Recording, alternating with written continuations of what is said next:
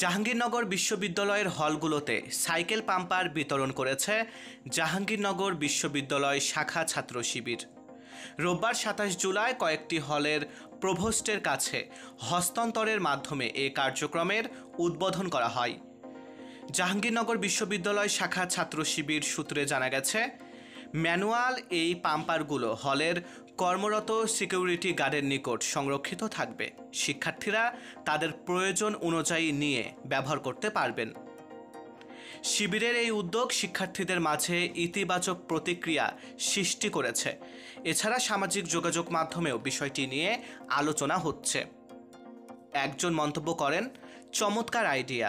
ঢাকা শহরে সাইকেলের হাওয়া দিতে গিয়ে কত দূর যে হেঁটে যাওয়া লাগছে তখন বুঝেছিলাম।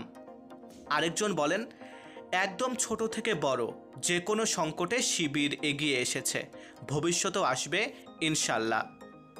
কেউ কেউ শিবিরের এমন ব্যতিক্রমী চিন্তাভাবনার প্রশংসা করে প্রশ্ন করেছেন, শিবিরের মাথায় এসব আইডিয়া কোথা থেকে আসে?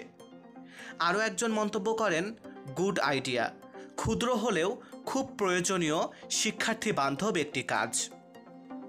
প্রতিদিন সাইকেল ব্যবহার করা শিক্ষার্থীদের জন্য এই উদ্যোগ নিঃসন্দেহে অনেক উপকারে আসবে বলে মনে করেন জাহাঙ্গীরনগর বিশ্ববিদ্যালয়ের শিক্ষার্থীরা। মারুফ হাসান বিশাল, বাংলা ১০।